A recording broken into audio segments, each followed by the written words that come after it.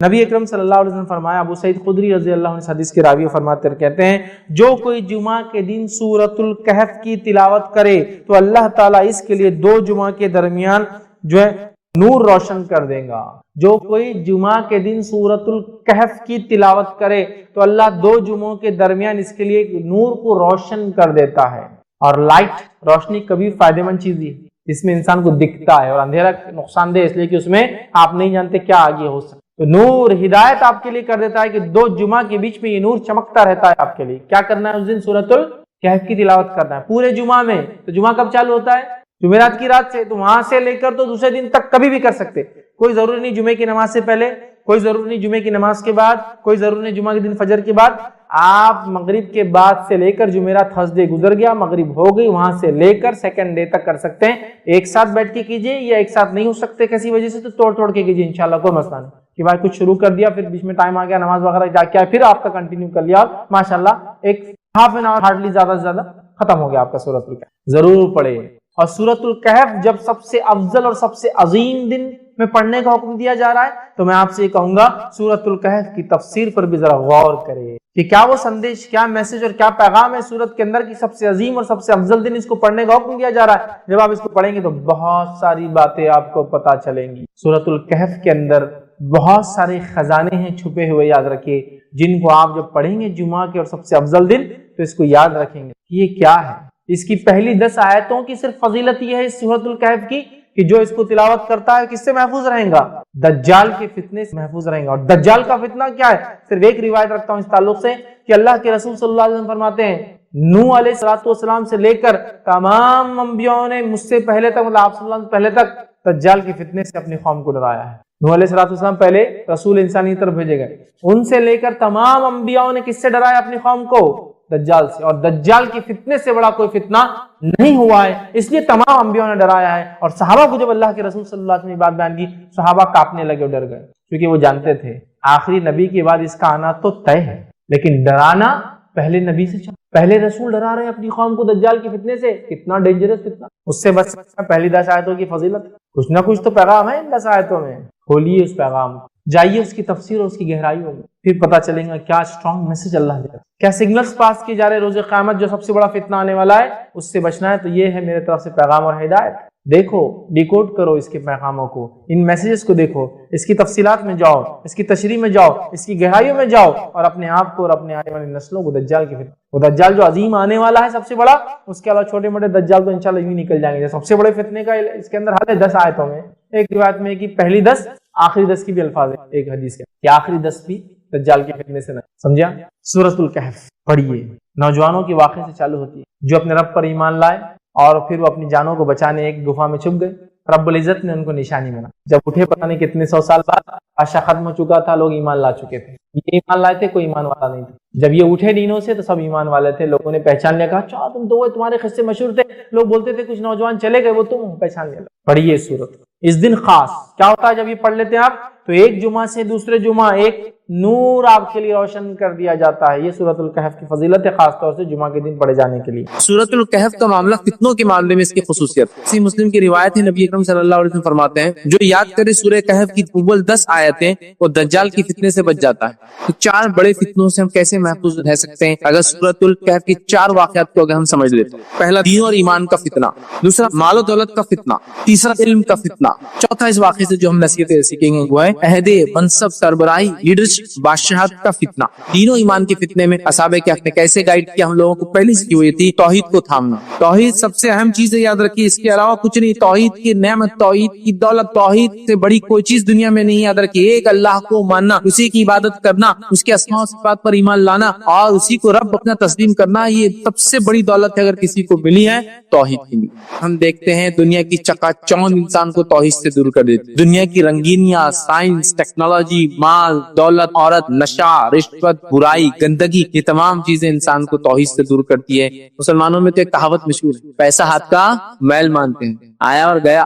یہ اتنا بے وفا ہے کہ کسی کے پاس ٹکا نہیں آج تک، ادھر سے ادھر ایسا چھلانگی مارتا ٹرانسفر ہوتا ہے۔ کبھی کبھار دیکھی کی لائف میں آپ کسی کی بادشاہت تو اس کی فقیری بھی دیکھیں۔ اس دور میں فتنہ اتنا بڑھ چکا ہے کہ لوگ ملحد ہو رہے ہیں، اللہ کا انکار کر رہے ہیں اس علم کی وجہ سے۔ سائنس ٹیکنالوجی میں نے سیکھ لی، اب میں رب کو نہیں مانتا، نوز باللہ، تو لوگ انکاری بن رہے ہیں۔ लोग इल्म हासिल करके मुतकब्बिर बन रहे हैं, साइंसदान तकब्बिर, डॉक्टर साहब इतने मुतकब्बिर की लोगों से बात भी नहीं करते, तकब्बुर की बुनियाद। अरे यार छोटे मोटे लोग क्या बात करेंगे, मेरी बात क्या ताकत और इस्तात अगर अल्लाह आपको दे तो लोगों से शर दूर करना चाहिए। और हमारा मामला ये ताकत मिल गई हमको कि हम ही सबसे बड़े शर करने वाले लोगों के लिए बन जाते। तो जब तक गरीब थे अच्छे थे, जैसी माल आया पेड़ में से पैर निकल गए, इनके तकलीफ देना चाहते। जब तक मैं गरीब हूँ दूसरों के से मांग रहा हूँ, परेशान हूँ, और जब मुझे मालदारी अल्लाह ने दी दूसरों पे जुल्म कर, जब मेरे पास पोजीशन नहीं थी तो लोगों से दबावा हूँ, जब पोजीशन मिल गई तो लोगों को दबा रहा हूँ, हो रहा है। उसी तरह सूरह बकरा को ले ले तो कहीं सूरह बकरा के अंदर मुनाफिकों की सिफत, काफिरों की सिफत, अहले किताब की बुराइयां बयान की गई है। तो हर सूरह अपने अंदर कुछ ना कुछ खुसूसियतें लिए हुए होता है। तो हर सूरह में खुसूसियत, लेकिन बाज सूरतों की बाज मामलों में, बाज मौजूओं में, बाज टॉपिक में ज्यादा खुसूसियत है। तो सूरतुल कहफ का मामला फितनों के मामले में इसकी खुसूसियत है। और ये बात मैं इसलिए कह रहा हूँ, किसी मुस्लिम की रिवायत है, नबी अकरम सल्लल्लाहु अलैहि वसल्लम फरमाते हैं कि सूरतुल कहफ के ताल्लुक से, और रिवायत के अल्फाज यूं है, जो याद करे सूरह कहफ की अव्वल 10 आयतें वो दज्जाल की फितने से बच जाता है। मतलब सूरतुल कहफ की पहली 10 आयतें जो याद कर ले वो फितना दज्जाल से बच जाता है। तो इस सूरत की खुसूसियत ये है कि फितने से हिफाजत के लिए सूरत याद रखिए, इसकी खुसूसियत है, स्पेशलिटी है, समझ रहा। और दज्जाल कैसा फितना, मैं समझता हूँ मुझे किसी को भी एक्सप्लेन करने की, समझाने की जरूरत नहीं है। ये एक ऐसा अजीम फितना है कि नूह अलैहिस्सलाम ने आपसे बुलंद फरमाते हैं अपनी कौम को इससे डराया। हालांकि वो आने वाला नहीं है उनके बाद, वो आने वाला है आखिरी नबी की उम्मत के ऊपर, नबी अकरम सल्लल्लाहु अलैहि वसल्लम के बाद, है ना। लेकिन डरा रहे कौन? वक्त के सबसे पहले रसूल डरा रहे हैं। किसको डरा रहे हैं? अपनी कौम को, दज्जाल। तो दज्जाल ऐसा बड़ा फितना है कि इससे पहले ऐसा कोई फितना हुआ ना, इसके बाद कोई फितना हुआ इतना बड़ा। ये फितनों में सबसे बड़ा फितना है। तो जब इस फितने से ये सूरत पढ़ने से किफायत कर जाती है, हिफाजत कर लेती है, काफी हो जाती है, तो बाकी दीगर तो छोटे छोटे ही है, समझ रहे हैं बात। तो लिहाजा इस सूरत की खुसूसियत ये है, ये फितनों से हिफाजत के लिए। सूरतुल कहफ का गहरा ताल्लुक दज्जाल से और दीगर क़यामत से पहले आने वाली फितनों से है, लेकिन वो डिटेल्स में हम नहीं जाएंगे आज, क्योंकि दज्जाल से ताल्लुक हमारा टॉपिक नहीं है। लेकिन सूरतुल कहफ के ताल्लुक से जो आज में जो बात वो है कि सूरतुल कहफ के जरिए हम फितनों से कैसे बच सकते हैं, तो असबाब। और आज मैं आपको खास तौर से सूरतुल कहफ के जरिए दुनिया में पाए जाने वाले आजकल के सबसे बड़े 4 बड़े फितनों से हिफाजत कैसे की जा सकती है वो बातें मैं आपको, और ये 4 बड़े फितने 4 वाक़या से रिलेटेड है जो कुरान ने बयान किए। ये 4 बड़े फितने जिससे सूरतुल कहफ कैसे जरिया बन सकती है इन फितनों से हिफाजत के लिए, कैसे सबक ले सकते हैं इन फितनों से हिफाजत के लिए। तो वो 4 वाक़यात है, 4 वाक़यात 4 मुख्तलिफ जिसको कहेंगे चीजों के ताल्लुक से, और उन मुख्तलिफ चीजों को अगर हम देखें उसका उलट देखें तो फितनों के ताल्लुक से। तो 4 बड़े फितनों से हम कैसे महफूज रह सकते हैं अगर सूरतुल कहफ की 4 वाक़यात को अगर हम समझ लेते हैं। तो आइए सूरतुल कहफ से जो असबाक हम लेंगे, और जो फितनों से हिफाजत या फितनों के दौर में सूरतुल कहफ से जो असबाक लेंगे, और वो 4 खास फितने जिसके अंदर इंसान मुलविस होकर अपने आप को बर्बाद करता है, दुनिया और आखिरत बर्बाद करता है, वो चारों फितनों के ताल्लुक सूरतुल कहफ क्या सबक देती है, वो 4 फितने हम देखेंगे। तो पहला फितना जो हम देखेंगे इंशाअल्लाह इसके अंदर की क्या सबक मिलता है उस फितने के अंदर, वो है दीन और ईमान का फितना।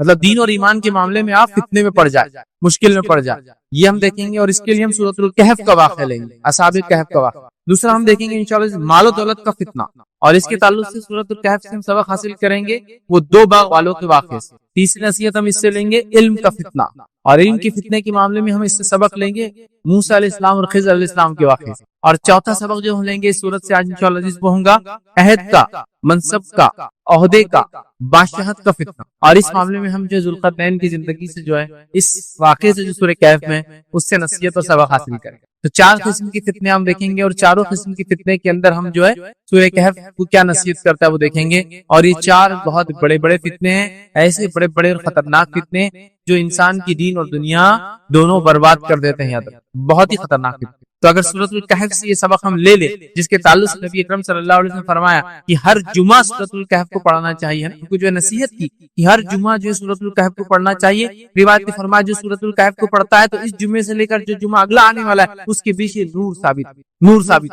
सूरतुल कहफ की तिलावत एक सहाबी कर रहे हैं और उनका जानवर बिदक रहा है, हिनहिना रहा है, तो डर लग रहा है कहीं वो ज्यादा बिदके और हिनहिनाए, बड़ा होता है ना, डर जाता है। आप घबरा के जल्दी से अपना तिलावत खत्म करते हैं, आसमान की तरफ देखते हैं तो एक बादल, नबी अकरम सल्लल्लाहु अलैहि वसल्लम मजलिस में जाके खिदमत में जाके बताते हैं वाकया, तो आपने फरमाया वो सकीनत थी। सूरतुल कहफ नूर है 2 जुमा के बीच में, सूरत अल-कहफ की 10 आयतें दज्जाल के फितने से हिफाजत का जरिया, जो कि जमीन व आसमान जब से बने उसका सबसे बड़ा फितना होने वाला है। ये फितना क्या है अगर देखना है तो मेरा तफसीली उन्वान दज्जाल का खुरूज जो है वो आप जरूर देखें। ये उन्वान मैंने बहुत डिटेल में इस फितने को लिया, ठीक है, तो उसका है। इसी तरह सूरत अल-कहफ की 10 आयतें दज्जाल के फितने से हिफाजत है, तो पता चला ये सूरत की खुसूसियत है, सबसे बड़े फितने और फितनों से इंसान इससे बच सकता है अगर इस सूरत को पढ़े, उसको समझे। चलिए आइए, जो मैं 4 टॉपिक्स आपके सामने रखूंगा, जो 4 फितने रखूंगा और सूरत अल-कहफ कैसे सबक देती है रखूंगा, इस चारों के अंदर इंशाल्लाह जिसमें 3-3 पॉइंट्स आपके सामने रखूंगा और 3-3 पॉइंट्स में एक्सप्लेन करने की कोशिश करूंगा कि ये फितने में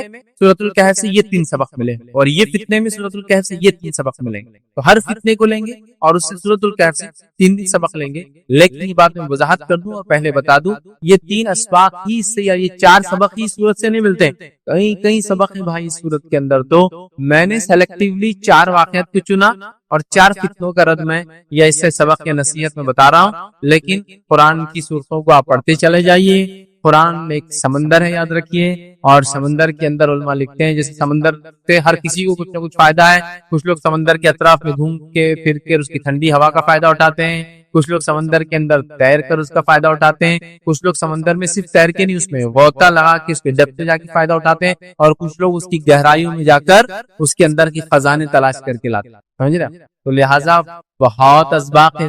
मैंने कहा ना, हर आयत और हर लफ्ज एक सबक लिए हुए, बट उतना टाइम तो हमारे पास नहीं है कि हम पूरों को देखें। तो हम मोटे मोटे 4 असबाक 4 फितनों में नसीहत हासिल करें।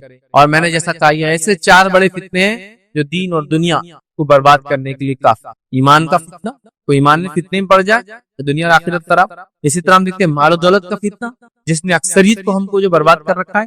तीसरा हम देखें इल्म का फितना, जिसने हमको कभी कभार तकब्बुर में डाल दिया है। आज इंसानियत ये समझती है कि हम इल्म, साइंस, टेक्नोलॉजी में इतने आगे बढ़ गए कि हमसे पहले कोई नहीं था, और नौज बिल्लाह हम खुदा से भी, रब से भी, क्रिएटर से भी आगे जा चुके हैं। वो ऐसा सोच रहे क्या ऐसा हो सकता है क्या कि नौज बिल्लाह बनाने वाला ऐसा कर सकता है? ये तो हमारी खुशी। इसी तरह हम देखेंगे अहदे मनसबी और जो है बादशाहत का, जिसको हम कहेंगे मतलब लीडरशिप अगर आपको मिल जाती है, अहदा मिल जाता है, तो फितने में इंसान पड़ जाता है। अपनी दुनिया खराब करता है लोगों के हक मार के, जुल्म करके, और अपनी आखिरत खराब करता है, क्योंकि उसके अमल बर्बाद हो जाते हैं जब लोगों का हक मारता है और उन पर जुल्म करता है। चलिए आइए, हर फितने के अंदर 3-3 नुकात रखूंगा। पहला देखेंगे हम दीन और ईमान का फितना। इस मामले में सूरत अल-कहफ क्या सबक देती है? दीन और ईमान के फितने के ताल्लुक से जैसा मैं बताऊंगा आपको, मैं असहाबे कहफ का वाक़या रखूंगा, क्योंकि इस वाक़ये के अंदर दीन और ईमान के फितने में वो लोग पड़ गए थे और उन्होंने कैसे अपनी नफ्स को बचाया, फिर रब्बुल इज्जत ने कैसी उनकी मदद की, और फिर क्या उनके साथ हुआ रखूंगा। लेकिन ये बता दूं, हर वाक़ये को बहुत शॉर्ट में रखूंगा, टू शॉर्ट। वजह ये कि अगर सूरत अल-कहफ के वाक़यात की अगर हम देखना शुरू कर दें, इतने प्यारे प्यारे,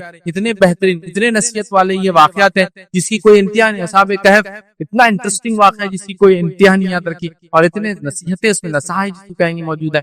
हर वाक़या ऐसी है, लेकिन मैं शॉर्ट नहीं, बहुत शॉर्ट। किसी को तफसीलात में जाना है तो सूरत अल-कहफ को उठाए, जहाँ हर जुमा हम उसकी तिलावत करते हैं। अगर नहीं करते तो शुरू कर दें, और अगर तिलावत करते हैं तो हर जुमा कोशिश करें कि तर्जुमा भी इसका पढ़ना शुरू कर दें। ठीक है, तो बहरहाल आपको डिटेल्स वाक़या सुनने को मिलेंगे, मैं बहुत शॉर्ट। चलिए आइए, असहाबे कहफ का वाक़या क्या है? असहाबे कहफ का वाक़या बहुत सरसरी तौर से शॉर्ट में ये है कि चंद नौजवान थे जिनकी तादाद अल्लाह ही बेहतर जानता है कि वो 9 थे और उससे जायद कितने थे और उससे कम कितने, ठीक है, लेकिन मुख्तलिफ अक़वाल मिलते हैं। तो असहाबे कहफ में हुआ ये कि चंद नौजवान थे जो ईमान लाए थे। रिवायतों के मुताबिक आता है कि ये रोम के किसी शहर, जो कि उस जमाने में ये शहर तुर्की के अंदर कोई शहर हुआ करता था, वल्लाहु आलम, क्योंकि सारी चीजें अननोन है, कोई फैक्ट्स हमारे सामने नहीं है। अल्लाह ने वाक़या को बयान किया, हम इस पर ईमान लाते हैं, ठीक है। लेकिन बताया जाता है, रिवायतों में आता है, सहाबा के, ताबईन के, तबे ताबईन के अक़वाल है, बहरहाल मुफस्सिर। तो तुर्की का कोई शहर था जो उस जमाने में रूमी हुकूमत का हिस्सा हुआ करता था, ठीक है, और उसके अंदर चंद नौजवान थे जो ईमान लाए थे। रिवायतों में कहा जाता है कि उस जमाने का जो बादशाह था उसका नाम डेसियस था, डेसियस, या उसको अरबी में कहते हैं दकियानूस, ठीक है, और उसी से लफ्ज़ उर्दू में दकियानूस आता है, जो पुराने ख्याल का होता और अपने आप को बदलना नहीं चाहता, ठीक। तो किंग डेसियस वो एक बादशाह हुआ करता था और उसका एक जमाना था, और वो अपने आप को इलाह और माबूद और पता नहीं क्या क्या समझता था। और रिवायतों के मुताबिक जो बात समझ में आती है, वाक़या ईसाईयत से पहले का है। मतलब ये लोग जब यहूदियत, मतलब इस्लाम था, लेकिन जब उन लोगों ने अपने आप को अब यहूद कह दिया, तो ये उस जमाने का बात है। मूसा अलैहिस्सलाम की शरीयत उस जमाने में रही होंगी, और बादशाह जो था वो जो है रूबी बादशाह था, तो उसका मजहब जो भी उस जमाने में उनका मिथिकल रिलीजन होता है, माइथोलॉजिकल होता है, खास जो बहरहाल मजहब होता है, उस टाइप का उसको कोई मजहब रहा होगा बहरहाल। और वो अपने आप को बादशाह یا تو رب سمجھتا تھا یا رب کا ریپرزینٹیٹیو سمجھتا تھا اپنے آپ کو دنیا میں. بہرحال وہ اپنے آپ کو بہت بڑی طاقت سمجھتا تھا اور وہ لوگوں کو اسلام پر چلنے سے، ایک اللہ کو ماننے سے انکار کرتا تھا اور لوگوں کو اس پہ ایمان لانے سے روکتا تھا. اور اس زمانے میں چند نوجوان مل کر ایمان لائے. جب ایمان لائے تو روایتوں میں آتا ہے کہ ان کے شہر میں کوئی میلہ ہوا کرتا تھا. میلے کے لیے لوگ بستی سے باہر جاتے تھے. یہ نوجوان بستی سے باہر گئے اور سب مل کے جمع ہو گئے. اس میں سے ایک نوجوان نے کہا کہ ہمارے دل میں کوئی ایسی بات ہے، کچھ چیزیں ہیں جو شاید ہم کو ایک دوسرے کو بتا دینی چاہیے. مطلب یہ کہ وہ نوجوان فردن اللہ کو مان چکے تھے، دل میں ایمان لا چکے تھے، وہ با ایمان ہو چکے تھے، لیکن ان کو یہ نہیں پتا تھا کہ اور کون اس جیسا ہے. لیکن جب وہ بستی سے باہر، جب وہ مذہبی کوئی تہوار ہوا کرتا تھا، لوگ نکلے، یہ نوجوان بھی اس میں نکلے، لیکن وہ تہوار میں نہیں گئے اور جنگل میں کہیں رک گئے. تو ان کو ایسا لگا کہ شاید ہمارے دل میں کوئی ایسی بات ہے جو لوگوں کے پاس ہم نہیں بول سکتے، لیکن ابھی بول سکتے ہیں. اور پھر سب نے ایک کے بعد ایک بولنا شروع کیا اور سب نے اظہار کیا کہ ہم ایک اللہ پر ایمان لاتے ہیں جو کہ کائنات کا بنانے والا ہے، وہ رب ہے، وہی سچا ہے، وہی معبود ہے. یہ بادشاہ اور یہ دنیا میں جتنے معبودان لوگوں نے پتھر مٹی دیگر چیزوں کے بنائے ہیں، سب باطل ہیں. جب انہوں نے ایک دوسرے کے سامنے اظہار کیا، جب اظہار کیا تو ان کو لگا رہے ہم آپ اکیلے نہیں ہیں، یہ کمیونٹی، ایک ٹیم ہے، ہم لوگ ایک وفد ہے، ایک جو ہے چھوٹی سی ٹکڑی اور جماعت ہے. اور انہوں نے اپنے آپ کو ایکسپلین کیا. اور ان کے ساتھ ایک کتا بھی تھا، یاد رکھیے، وہ ہو سکتا ہے شکاری کتا رہا ہو. شکار کے لیے جنگلوں میں لوگ جاتے تھے، حفاظت کے لیے استعمال کرتے تھے، بھیڑیوں سے بچنے کے لیے، اسی طرح ریچھ وغیرہ سے بچنے کے لیے. تو ان کے ساتھ ایک کتا بھی تھا، یاد رکھیے. اب وہ سفر میں جب گئے، جب لوگوں سے اظہار کیا، لوگ پتا چلا کہ وہ سب ایمان والے ہیں، لیکن ان کو ڈر ہوا کہ اب ایمان کے تعلق سے کیا کریں. وہ لوگ وقت بادشاہ کے پاس گئے، انہوں نے اس کو دعوت دی. اب یہ بادشاہ تھا یا اس علاقے کا گورنر تھا، واللہ عالم، جو بھی تھا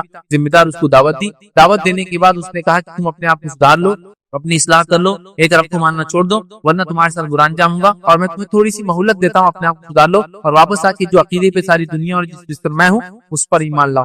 اب یہ نوجوان وہاں سے نکلے، تھوڑا جو مہلت ملی تھی انہوں نے مہلت کو غنیمت جانا اور سوچا بستی سے ہم نکل جاتے ہیں. اور بستی سے نکل کر یہ دور چلے گئے. جنگل میں جانے کے بعد سوچا کیا کرے، وقت کا بادشاہ تو یہ کرے گا، نہیں مانے تو مار دیں گا. پھر یہ تو ہم کو غنیمت مہلت ملی، رب العزت نے دے دی کہ اس نے یہ کہا کہ تم اپنے آپ کو سدھار لو، ون چانس، ایک چانس میں تم کو دیتا ہوں.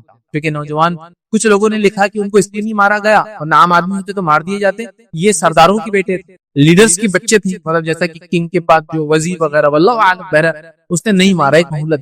یہ لوگ بستی سے نکلے. اب سوچا کیا کریں گے، اور سوچا کہ چلو گفا میں جا کے بیٹھ جاتے. ایک گفا دیکھی، گفا میں جا کے بیٹھ گئے. اور بیٹھنے کے بعد اللہ رب العزت نے کہا کہ اللہ رب العزت نے ان کے کان بند کر دی اور ان پر نیند طاری ہو گئی. اور اس کے بعد سو گئے، لیکن کھلی آنکھ کے ساتھ سوئے.